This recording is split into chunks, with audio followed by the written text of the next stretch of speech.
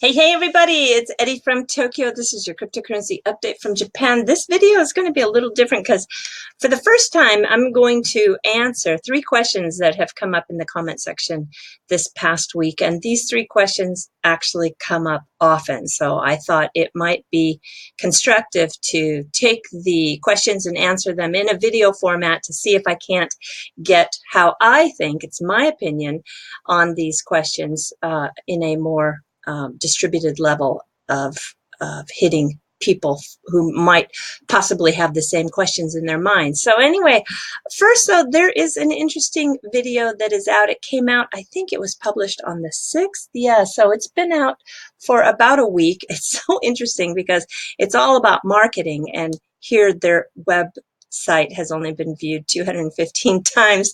That, I think, is a little bit of a failure. It's a B2B, B2C marketing panel discussion, and they have the speakers, Shanna Leonard, who is the Senior Director of Audience Marketing at Ripple, and Noah Choi.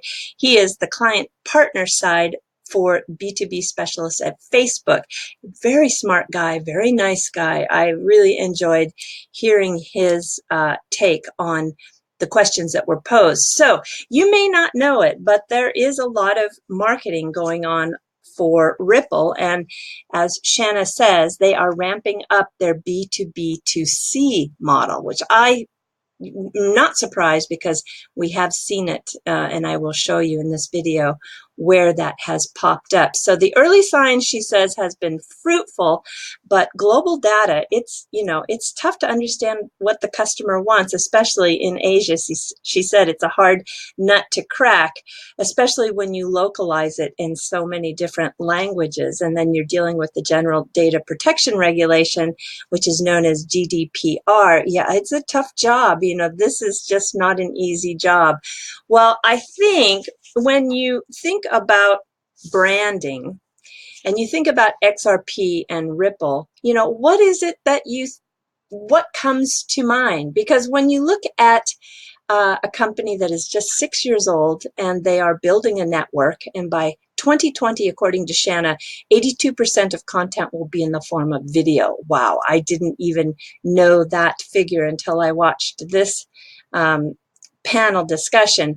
And she wants to completely debunk the fact that people tell her that the customers that Ripple has, they don't watch video or participate in social media. And she wants to debunk that because she disagrees. And I happen to agree with her. I am sure that they are engaging in all types of video and social media. This is, so when the Facebook gentleman, Mr. Choi, was asked who was doing a good job on Facebook in terms of marketing and branding, Microsoft came to mind. They have some very effective advertising going on, along with IBM, which had a very fun Instagram cloud services promotion that I understand was very successful. And also, he brought up this company here called Xero. They are an accounting software.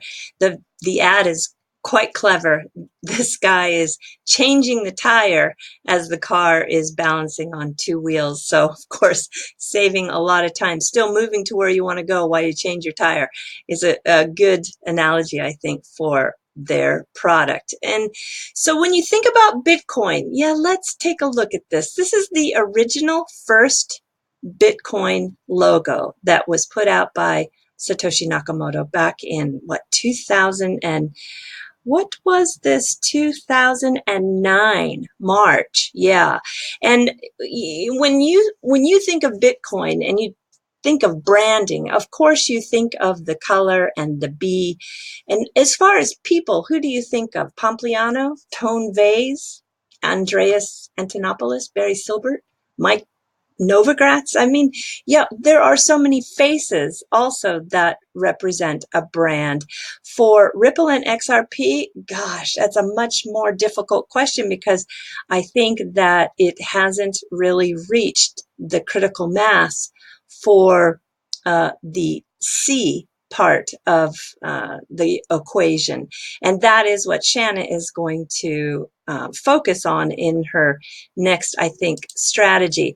This is interesting. This is the Bitcoin forum where that original first logo was uploaded and then comments were taken from people who took a look at it. And then it was then later updated here on March 24th.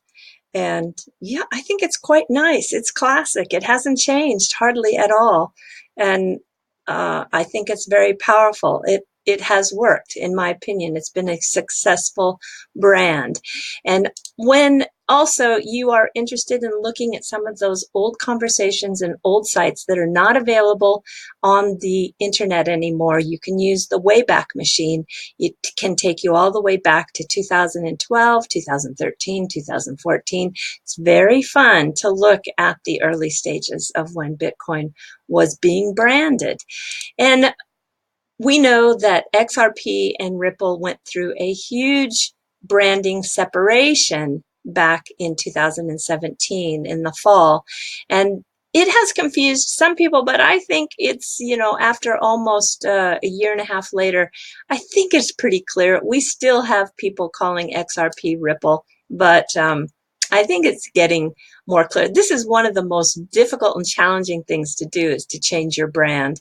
Starbucks did it, and they actually they have proven to be successful. But in the early beginning stages, if you look back on how they changed their brand, it wasn't so successful. Ripple is, what is it? What's the difference? Well, Ripple's a technology company that provides the most efficient solutions for sending money globally. And XRP is an independent digital asset. The XRP ledger is the open source blockchain technology behind it. So you can see here they did a very good job, I think, of clearly and succinctly putting forth the explanation. So I'll put a link to this down in the description below in case this is new to you and you're new to the space and maybe you want to review this. I think it can be useful. And then you can better communicate too when you get people who ask you that same question.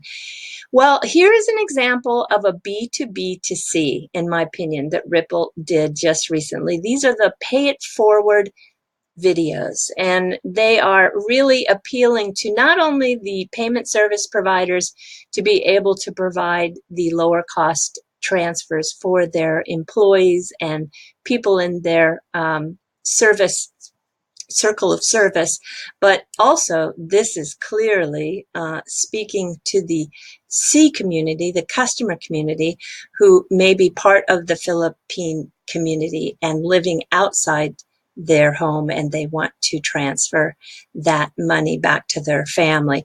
This, though, shows me this is yeah, she has a long way to go still, because this is a video that was published on June 26th, 2019, only 1,755 views. So I know that it was shared, of course, by many of the XRP community members on Twitter, but this number here tells me that this is a campaign that still needs to be improved. And here is another B2B2C. It's an online ad. Obviously, they are trying to attract those services that want to send faster, lower cost payments. And this is for the corridor of Mexico and the Philippines. But it is also talking again, speaking to the customer who may be from Mexico or from the Philippines and is living outside their home country and needing to send money back home. So this is an example of what you see, that B2B2C. And the other one that I think is very successful is the runs on Ripple.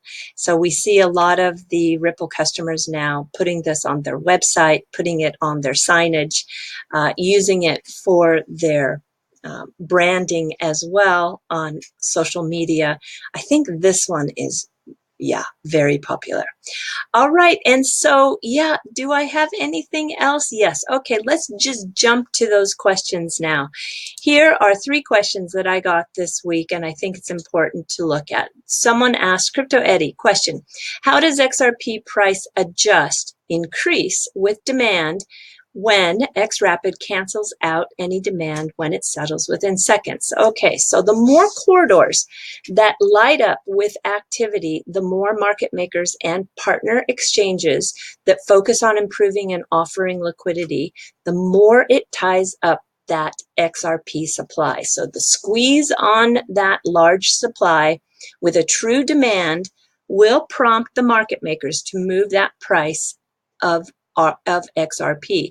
At the same time, it's a balance to remain competitive for them. Remember, they're competing against all the other market makers, and they want to get those orders across their books. So this is where the market maker will speculate on price. They will hold XRP, they'll move that price up, and then they'll sell XRP at a higher spread. This is creating a profit for their business. As the growing and continual demand to settle the cross-border payments ramps up, the stronger the impact it has on price, with multiple liquidity providers holding, buying, and selling. So remember, it's a very complex ecosystem that has many moving parts. So liquidity for payments is just one leg. There are speculators, there are traders, there's institutional investors, there's long hold funds, there are payments like XRP Tipbot, Coil, Cinnamon, and the gaming industry, which is going to break out soon, and the coming of the STOs, as Mr. Kitao said at SBI. And you just take all these into play, and it is an instrumental part of the price. Okay, so these are my opinion. This is my opinion. These are my answers, and you can totally disagree with me. It's okay. If you have anything to add to this in the comment section, I'm sure there's a lot of people who will be thankful for that. All right, the next question. Seems like Ripple doesn't like XRP. I couldn't disagree more. Why? Ripple loves XRP. It sets them apart, differentiates them from all the competitors. If Ripple didn't have XRP, Ripple would be just another software technology company, and there would be nothing special about them, except they're a good bunch of people, they're smart, and they're motivated and probably very fun to work with. But when you talk about a competitive advantage, XRP gives them that competitive advantage. All right, why do whales keep the coin low, or is Ripple team keeping is low? That's what I cut and paste from the comment section. I am one, this is me again, I don't really subscribe to the belief that Ripple keeps the price low, because XRP will function more efficiently to settle the trillions that need to be settled with the higher price. This comes directly from David. If you look on Twitter, you can see he addresses this on numerous occasions, where he talks about a higher price of XRP is actually more efficient. It doesn't, in his words, he says it doesn't make sense for it to be low. And then in regards to whales, they can move that price, so they trade in and out, and making money on those spreads, even with just a few cents when they have large amounts, that is a way for them to make money. So as the market cap increases, it will be more difficult for whales to move the price. The market cap is still, for XRP, very, very low. The ecosystem needs to yet grow. Okay, I hope you enjoyed those questions and answers. I think I might do that occasionally, and if you think it's helpful and you like it, please let me know in the comment section below. Okay, I'm jumping to fluff, everybody. This is something that SBI is promoting. It's a calendar promotion. They do it every year in a collaboration with the Tokyo Camera Club, and they take, for the next 3 weeks, from the 9th to the end of this month, they are taking photographs that capture the scenery of Japan in a way that you want to pass on as a memory. So I think this is so fun. I am going to participate. I'm going to now take a look at Tokyo through a different set of lens when I go out. I do go out today. I'm heading out across the city all the way to Machiya, and I will have, I hope, some opportunity to grab some shots. I'm going to participate in this, and I am thinking it's very fun. From a calendar back from 2014, this photograph caught my eye. It was one of the finalists. By the way, if I can get one of my photographs to be in this calendar, not only do I get a calendar, the grand prize gets $1,000 in a Amazon gift card, and then the other, which I would assume would be at least 11 or maybe 12 if they have a different cover for the front, and then the other months people will receive $300 in a gift card along with some calendars. So it'd be really fun if I won, because I think I would really enjoy. Of course, I always enjoy giving away Kit Kats, but I think I would enjoy giving away those calendars as well. This is Tokyo. Can you believe it? It just, I don't know, it's one of those cities that just is endless in terms of the city's size, 360 degrees. This is, just so you know, where the Olympic Village is going to be. This is the Rainbow Bridge, which crosses the Sumida River. This was a very important part of the city's history in moving. It was the original rails in the city for the last 500 years. It was a transportation route for everything in the city was used in this river, and it goes up through to the north end of the city.